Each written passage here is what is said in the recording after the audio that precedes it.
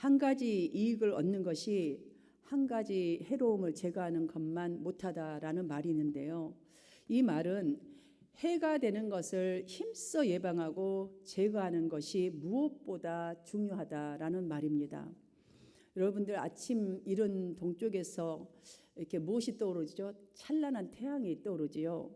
아무리 이 찬란한 태양이 솟아올라서 펄겋게 밝게 막 올라온다 할지라도 시력이 없는 장님은 어때요? 그 아름다운 광경을 볼 수 없습니다. 우리 눈이 몸에서 담당하는 일은 참으로 어떤 기관보다 어쩌면 중요한 기관입니다. 영적 시력 역시 신자들에게는 무엇보다도 중요합니다. 영적 시력. 요한복음 1장 5절에 보면 빛이 어둠에 비치되 어둠이 깨닫지 못하더라 라는 기록이 있지요. 이 기록을 보시면 우리를 향한 은혜의 빛은 단 한 번도 멈춘 적이 없다라는 생각이 드실 거예요. 단 한 번도 창세로부터 지금까지 하나님의 빛은 단 한 번도 멈춘 적이 없어요. 말씀의 빛도 마찬가지예요. 한 번도 멈춘 적이 없어요. 그런데 우리의 마음이 닫혀서 어두워서 그 말씀의 빛을 느끼지도 못하고 깨닫지도 못하고 제대로 분별하지도 못할 때가 얼마나 많은지 알 수 없습니다. 여러분은 말씀의 빛이 비쳐서 그래도 그 빛이 있기에 이 자리에 나오신 것입니다. 우리 주위에는 여러분이 귀하게 여기고 사랑하는 많은 사람들이 이 빛을 잃어버리고 빛을 깨닫지도 못하고 빛이 무엇인지 중요성도 모르고 살아가는 우리 주위에 수많은 귀한 분들이 계십니다. 팬데믹이 이제는 완화되어서 마스크를 벗어도 누가 뭐라 할 사람 없습니다. 자유롭게 활동을 해도 되는 그런 때가 왔습니다. 그렇다면 이제 그동안 여러분들 많은 크리스찬들이 자기 자신은 돌아보지 못하고 우리가 교회를 보고 세상을 보면서 정말 예배를 드려야 하는데 그 안타까운 마음을 우린 다시 되잡아야 합니다. 마음껏 예배할 수 있는 현실이 되었기 때문이죠. 하지만 영적 시력이 없어서 빛 대신 예수 그리스도를 영접하지 못하는 사람 너무너무 우리 주위에 지금도 많습니다. 신자이지만 그동안 팬데믹 3년이란 긴 세월 동안에 정말 영적인 시력이 희미한 채로 신앙생활하는 사람들 너무나 많습니다. 시력을 잃어서 영적인 시력, 그 시력으로 보자니 말씀이 제대로 깨달아지겠습니까? 말씀이 밝히 분별이 되겠습니까? 물론 여러분들 이 시력, 나빠진 시력 회복한다는 것은 무척 어려운 일입니다. 사람의 눈은 한 번 나빠지면 스스로 좋아지는 법이 없기 때문이지요. 하지만 다행인 것은 이 문제를, 시력의 문제는 계속되지 않을 수 있는 방법이 있습니다. 두 가지 방법이 있잖아요. 예를 들면 눈이 나빠서 밝아지는 그 방법을 보자면 두 가지인데, 하나는 안경을 쓰는 방법이지요. 시력이 마이너스라도 가서 잘 체크업하고 안경을 거기 눈에 딱 맞춰서 쓰면 1.2라는 아주 밝은 시력이 나오게 됩니다. 또 다른 방법은 의학의 도움을 받아서 라식 수술이라는 게 있습니다. 저는 한 10수년 전에 라식 수술했는데 지금 다시 이렇게 나빠지긴 했지만 처음에 라식 수술하고 나니까요, 새 세상 같았어요. 너무나 밝게 잘 보이는 거예요.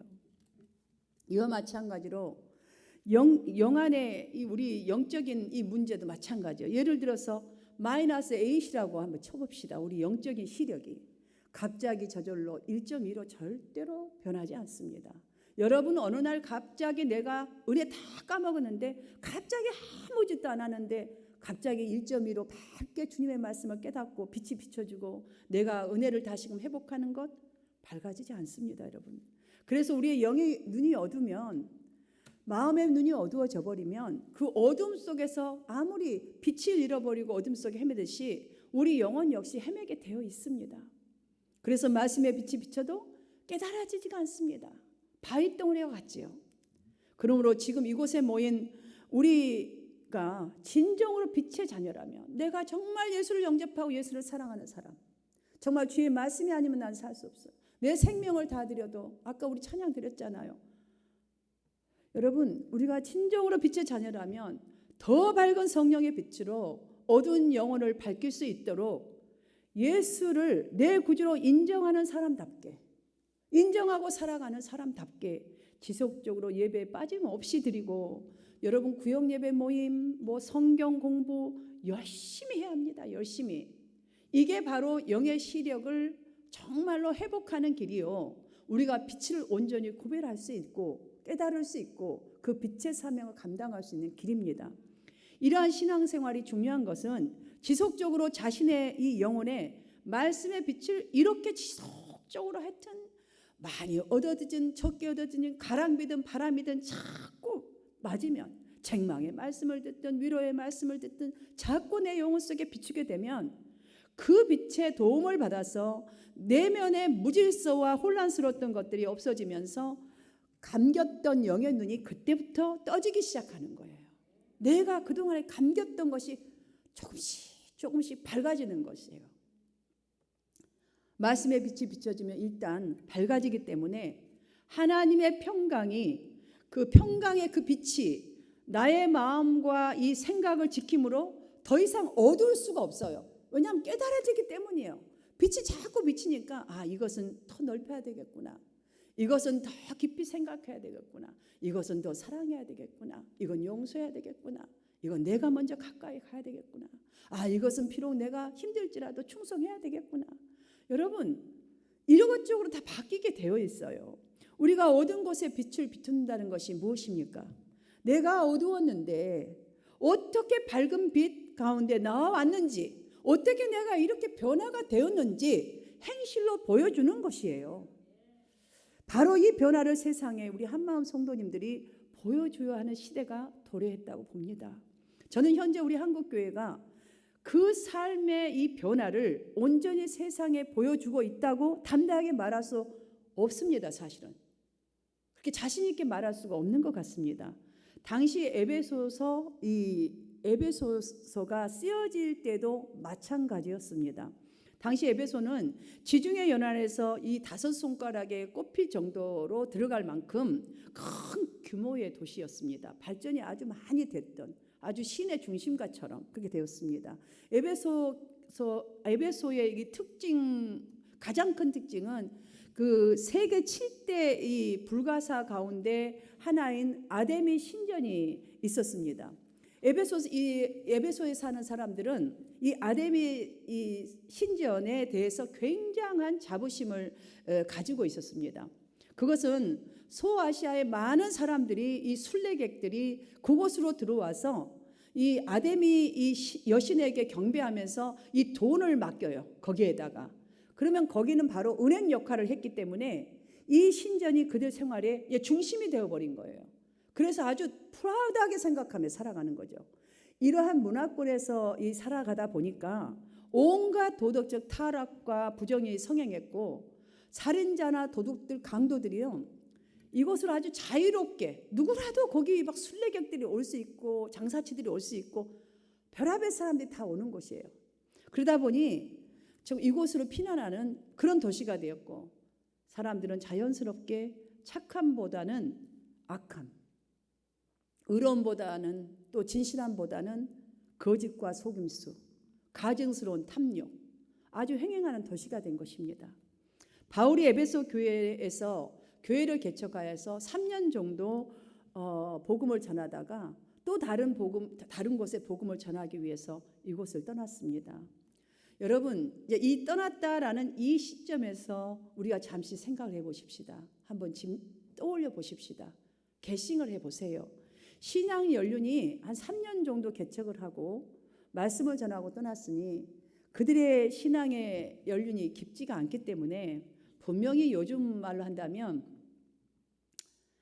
뭐라도 바꿔서 주일날이면 돈이라도 한 푼 더 벌어봐야지. 아니면 쉴 수 있는 날이 딱 주일인데 이제는 조금씩 쉬면서 신앙생활을 하지. 언제 그렇지 않으면 내가 쉴 수 있어. 내가 내 나이가 몇 살인데. 이렇게 고민을 많이 하면서 신앙생활하지 않았을까. 저가 떠난 바울이 보낸 편지, 이 에베소가 바로 에베소서가 떠난 바울이 보낸 편지잖아요. 바로 이 편지의 내용들을 보면 그런 상황들이 이렇게 짐작이 딱 펼쳐집니다. 비디오를 틀어놓듯이. 사랑하는 여러분, 이제부터 더욱더 영의 눈과 여러분의 영이 더 밝아져서 어두운 곳에 이 멋지고 생명을 살리는 생명의 빛을 비추는 우리 한마음 성도들이 되기 위해서는 이 시간 귀를 열고 다시 한번 마음을 열어서 본문 말씀을 받으시기를 주님의 이름으로 축복합니다. 본문은 에베소 성도들에게 이런 명령으로 시작합니다. 하나님을 본받는 자가 되라. 여러분, 이 말씀 잘 보십시오. 이것은 선택이 아니라 선택사항이 아닙니다. 명령입니다. 본받는다는 것은 하나님의 특징을 따라서, 그러니까 말씀을 따라서 하나님을 닮는 그런 사람이 되어야 한다라는 말입니다. 하나님을 본받으라는 말을 들을 때에 여러분 지금 어떠세요? 생각이? 부족한 내가 어떻게 하나님을 닮아? 이런 생각 드시지 않나요? 분명히 부담스러운 생각 들을 수 있어요. 하지만 여러분, 이 지금 바울이 말하고자 하는 것은 하나님의 자녀된 사람만이 하나님을 본받을 수 있기 때문이에요. 하나님의 자녀된 사람만이 하나님을 본받을 수 있지 세상 사람들이 하나님을 본받을 수 있는 게 아니에요. 이 하나님을 본받는 것이 바로 성도의 특권이에요. 특권. 여러분 이걸 알아야 돼요. 참 우리가 무엇이길래 이렇게 하나님을 본받을 수 있는 특권을 가졌는가 한번 생각을 해봐야 돼요. 자식이 부모를 닮듯이 성도는 하나님을 분명히 본받을 수 있기 때문에 여러분 할 수 있습니다라는 말이에요. 충분히 할 수 있다라는 거예요. 충분히 마음과 생각만 바꾸면, 그리고 말씀을 따라 살기만 하면 충분히 본받을 수 있다. 이것이 성도의 특권이기 때문이죠. 평상시 여러분이 갖고 있는 생각을 한번 떠올려 보십시다. 주로 많은 성도들은 목사의 신앙과 또 인격과 생활을 통해서 예수 그리스도를 보고자 하죠.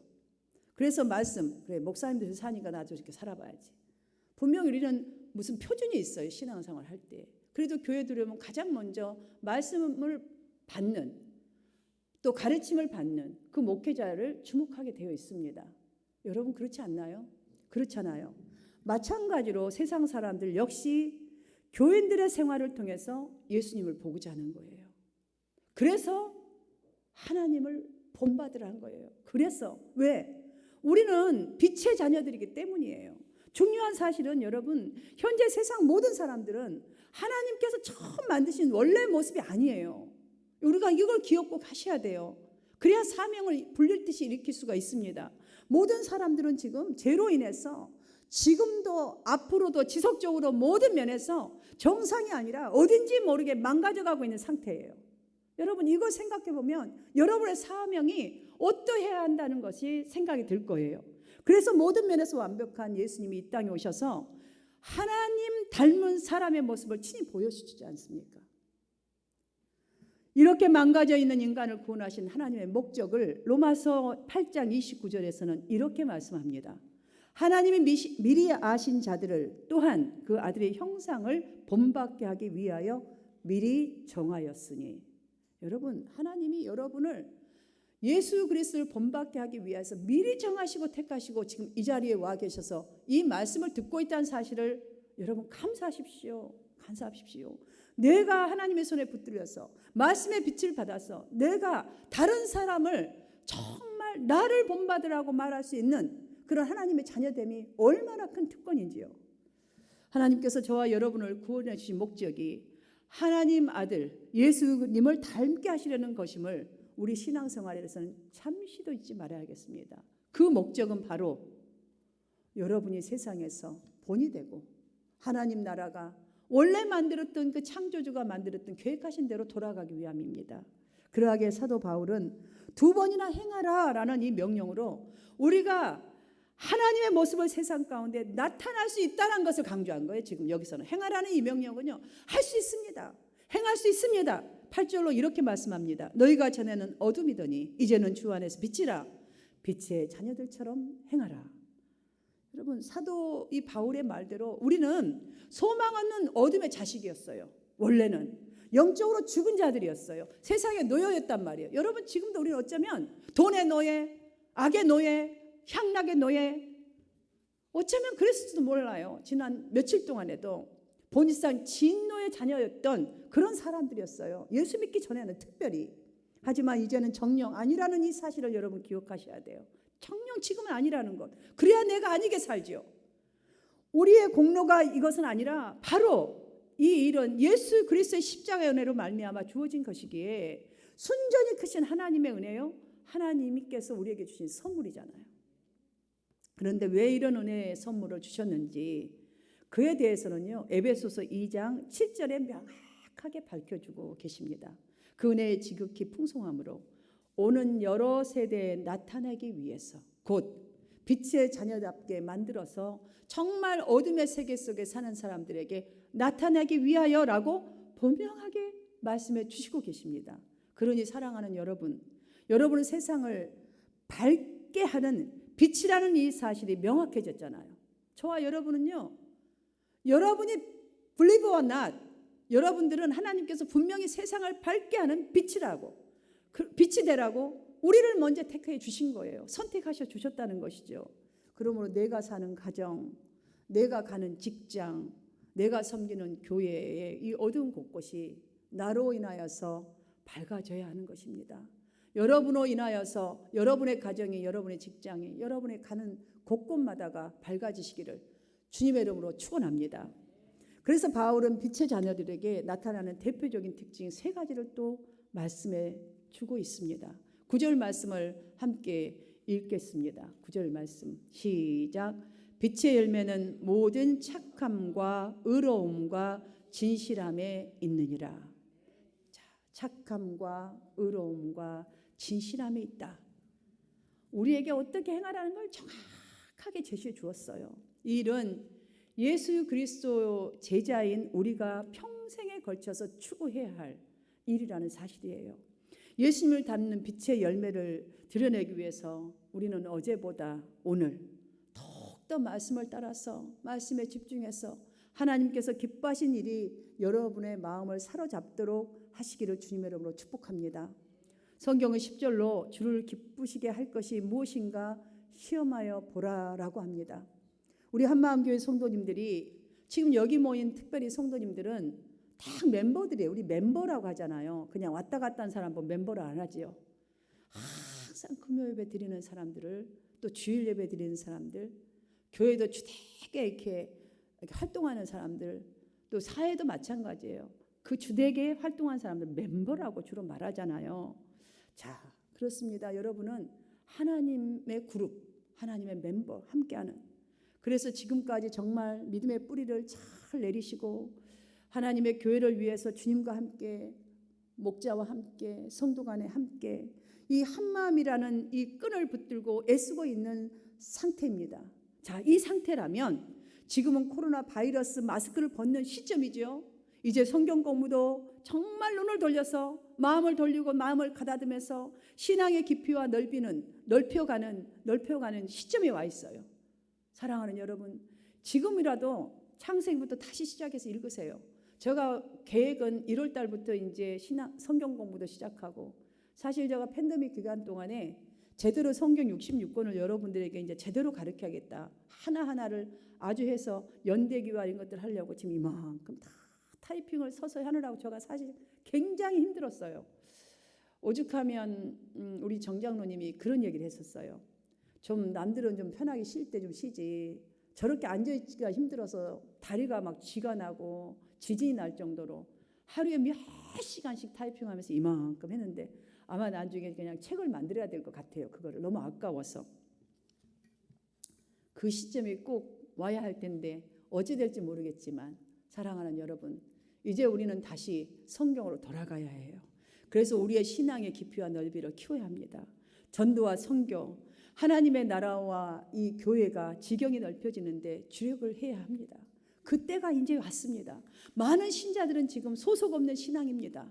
교회 없는 크리스찬이라고 말해도 과언이 아닐 정도로 온라인 예배를 대체하는 것이 아주 그냥 자연스러워져 버렸습니다.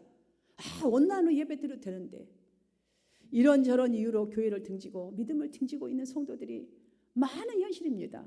우리가 닮아가야 하고 본받아야 할 우리 주님은 하나님을 기쁘시게 하는 일에 자신을 다 드렸습니다.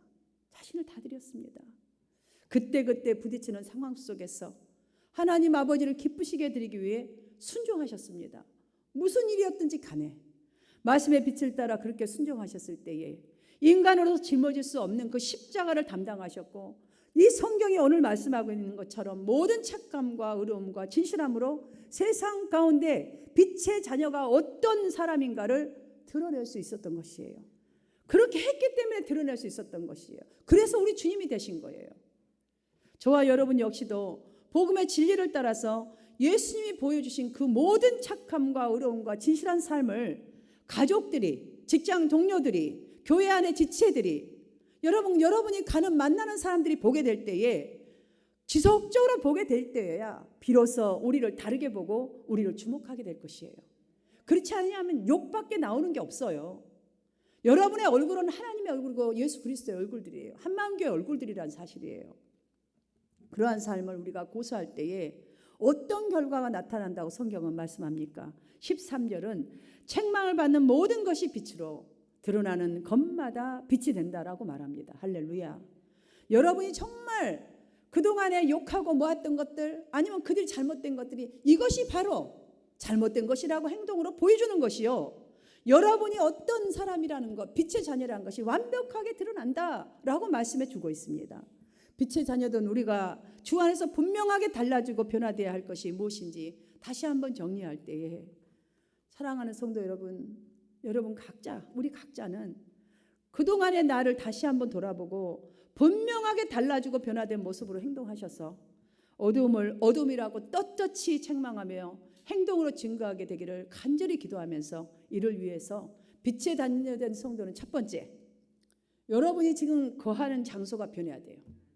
여러분이 가서 있는 장소, 그 장소는 다 변해야 돼요. 너희는 열매 없는 어둠의 일에 참여하지 말고 도리어 책망하라고 분명히 성경은 우리에게 권면해 줬기도 하지만 가르쳐 주셨습니다. 어떻게 행하라고. 하나님이 주신 그 귀한 은혜의 재산을 가지고 우리가 탕자처럼 세상에 거했던 장소가 아니라 이제는 성령이 거하시고 역사하시는 기적의 장소로 정말로 변화시키는 여러분이 다 되도록, 사랑하는 여러분이 거하는 장소를 변화시키십시오. 두 번째, 행위가 분명히 변해야 합니다. 행위가 변하는 것은 빛의 자녀 성도의 기본 의무입니다. 기본 의무, 마땅히 해야 될 의무예요. 오늘 다시 본문을 통해서 우리는 그 사실을 배웠지 않습니까? 세 번째, 여러분의 소망이 변해야 합니다. 가진 소망이 무엇입니까? 여러분 그냥 이대로가 좋사오니입니까? 변해야 합니다. 더 큰 것으로. 이 정도 가졌다면 이제는 신앙생활에도 큰 비전을 가지세요. 이제는 더욱더 우리 한마음 교회를 향한 소망, 여러분 개인, 가정, 자녀, 아무튼 여러분의 모든 소망들을 정말 큰 것으로 변해야 합니다. 14절을 함께 읽겠습니다. 14절 말씀 제가 읽어드리겠습니다. 그러므로 이르시기를 잠자는 자여 깨어서 죽은 자들 가운데서 일어나라. 그리스도께서 너에게 비추이시리라 하셨느니라. 아멘.